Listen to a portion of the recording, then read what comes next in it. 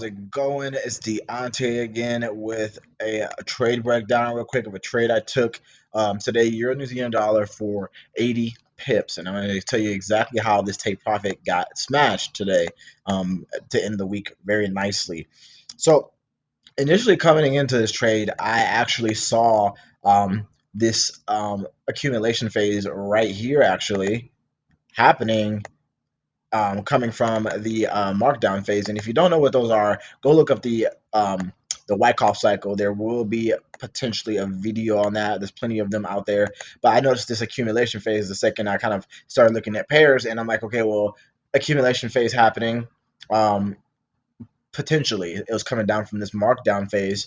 And my trading strategy does not go solely off of just a Wyckoff cycle. It's just something kind of you can use to confirm buys and sells is all I use it for. So a lot of basically a liquidity run happened right here coming from the sell. So I was like, okay, well, if this goes actually up from where it's at some point, you know what I mean, then it's going to be definitely a accumulation phase from that point. But what it did actually was it sold off some more, which would qualify this as a redistribution phase. Actually, whenever price comes down from markdown phase and then sells off some more, after another liquidity run, that's just a redistribution phase. So actually, once I started to see this creating some pretty nice lower highs and lower lows,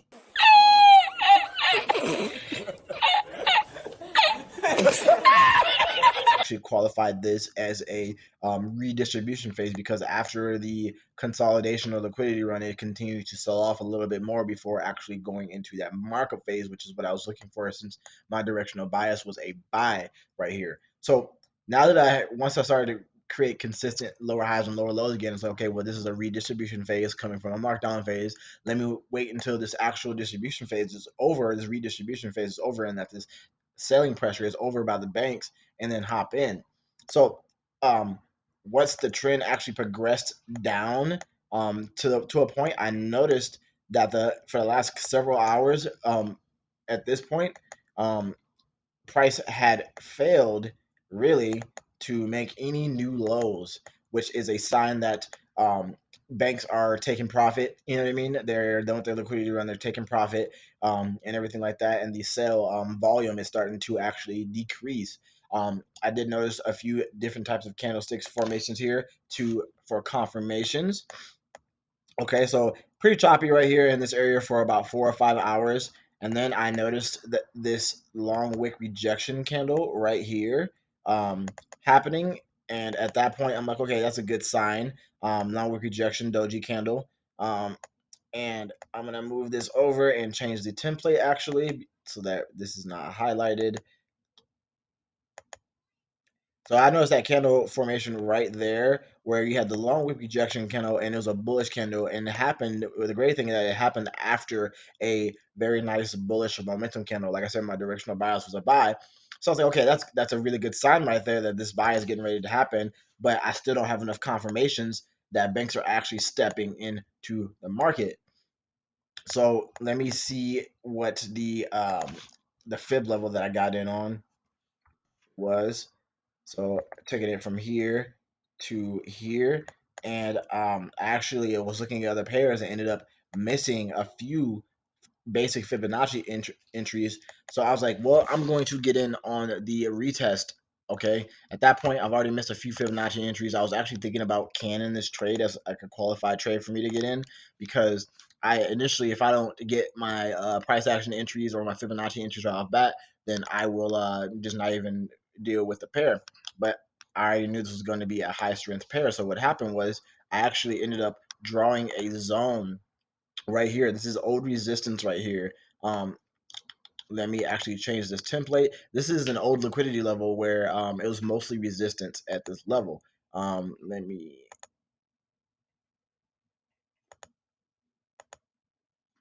It was mostly resistance at this level, so I was like, okay, cool. Let me hop in here and get this resistance together. It's old resistance, and expect a break and a retest of this resistance. I even put a equilibrium right here in the middle of the 50% level, like I would if I was doing order blocks. Nothing wrong with it. It's essentially just a liquidity zone marked up with an equilibrium in the middle, and I was going to use the equilibrium as an actual confirmation for entry.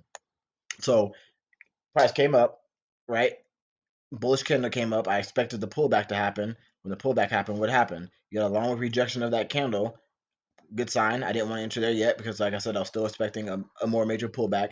I was correct, actually. There are two bearish candles that ended up rejecting this whole zone right here. If you see right here, it ended up rejecting this zone right here as um, this old resistance level. So what I did was at this wick right here, once I saw this bearish candle starting to recede, I looked down at the 5 minute time frame and noticed that the 5 minute at the time started absolutely skyrocketing, and that was around this area where it actually started skyrocketing pretty hard.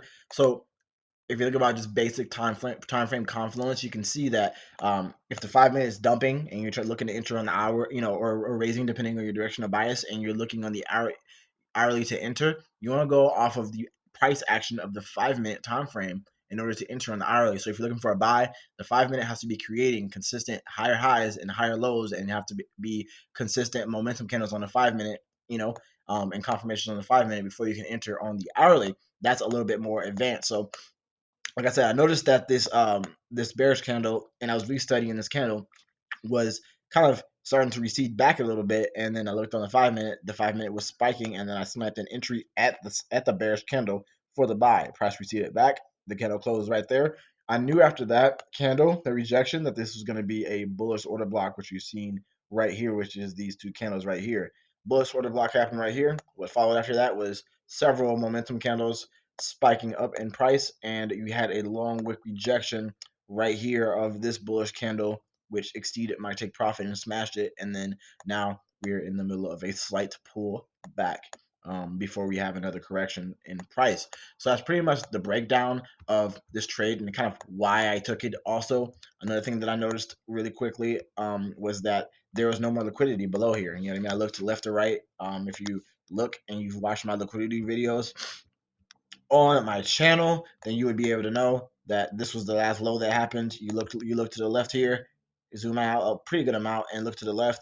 There's no more liquidity to actually take around this area anytime soon. So all the liquidity that they created, that they desired to actually come back and grab, they already grabbed it, giving them no choice but to pump price up because there's no more liquidity down here. So they have to create more liquidity. So what they did was they pumped price up, took out this old high, this old low, took out these guys in this old low, and took out these guys in this old low, and even these guys right here in this old low with this wick rejection. As you can see, it exceeded all of that and took out all of that liquidity. So what I did, like I said, was get in at the wick of this candle and risk about 25 pips in order to make 80 back, which was a really, really good risk to reward ratio. It actually ended up being a 3-to-1. When it comes to more volatile pairs like Euro New Zealand dollar, that you can get a large amount of pips in a small move. Typically, I'll risk 20 to 25 pips. That ends up equating to about 2 or 2.5% risk, and making 80 back. You can do the math on the return. So very, very successful trade. Very great way to end the week. I think this trade right here alone afforded me around about 4K right here for the day, and it was a really, really perfectly executed trade because I actually was patient and waited for my confirmations. And even though I missed the entries from here to here, I still had a basic break and a retest entry of the old little liquidity and point where the banks were doing the resistance, the selling in this area. So you can see where the rejections happen for the buy. Too easy. Basic break and retest method. Snap the buy entry with the 5 lot. Price shot up. Take profit smash for 80 pips. Pretty easy. If you have any more questions about this video, things that I described, I also had other confirmations like my indicator confirmations that I use as well. For this trade as well. So I had a lot more confirmations than what I said, but just based off what I said, and I think that was like 6 or 7 confirmations. I required 3 or better in order to qualify a trade and make it like, this is going to be an A1 trade to actually take. So what if you miss your initial entries, you still will have most likely have an opportunity to enter again at a pullback or at the end of a pullback. If you're net less experienced, you want to enter at the close of a bullish candle in bullish or bearish candle in your whatever desired direction that you're going. For example, right here, I'm a little more experienced, so I got in at the wick right here. But for you, I would enter at the close of this candle. Either way it goes, you would have minimal drawdown for a nice trade. So that's pretty much it, guys. Let me know if this helped you eating. I'm gonna start doing these trade breakdowns a lot more often and kind of showing you guys exactly what my thought process behind everything. Like I said, all the liquidity on the way down got taken out, so they had no more liquidity left. They had no choice but to pump price up. Price action actually um, went there.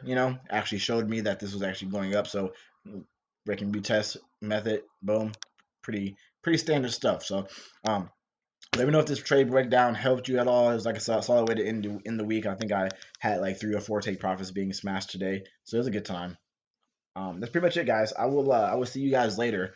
This wasn't meant to be a super long video, but just to kind of give you some insight on how I think about and I approach trades. Also, remember that there was all this liquidity up here as well that was left over that I knew that they were going to be coming for because they had no liquidity on the bottom anymore and all this liquidity up top. And banks always go for where the most liquidity is, making this most likely a bullish actual trend.